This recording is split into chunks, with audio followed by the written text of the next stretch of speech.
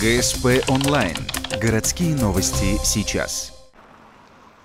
Где хватает автобусов, а где нет? Куда чаще ездят ухтинцы, куда нужны новые маршруты? Удобна ли существующая транспортная сеть? На такие серьезные вопросы призван ответить большой социологический опрос. Он стартовал в конце апреля в рамках муниципального контракта между управлением ЖКХ и Центральной диспетчерской службой пассажирского транспорта из Кирова. Первые полевые исследования пассажиропотока состоялись с 25 по 27 апреля.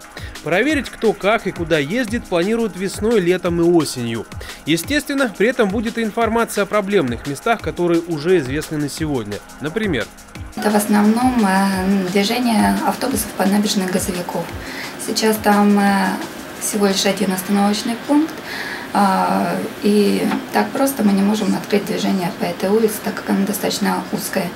Там с освещением трудности, с тротуаром трудности. Также от перевозчиков поступает нарекания по поводу маршрута 68, который соединяет такие поселки, как Югор и Дежнево. То есть там очень низкий пассажиропоток, высокая протяженность маршрута, и перевозчику приходится датировать его из своего кармана. Также в последнее время есть замечания от людей по поводу 9-го маршрута Ухта-Ветлосян. Автобусы бывают ломаются, а больших лязов на замену немного, вот и случаются проволочки. Как раз, чтобы подумать над оптимальной транспортной сетью общественного транспорта, и нужно исследование.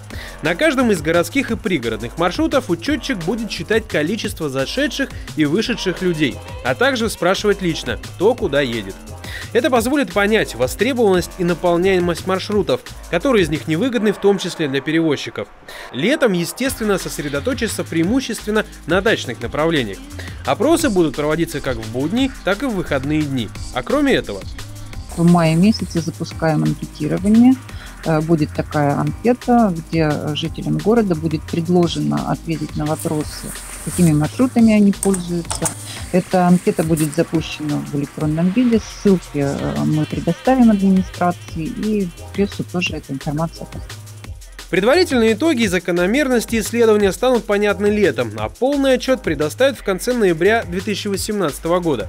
В любом случае, если в маршрутке вас попросят сказать, где вы ходите, не пугайтесь, дело нужное. Кстати, пока готовили материал, узнали, что этим летом может появиться новая автобусная остановка на Тиманской улице.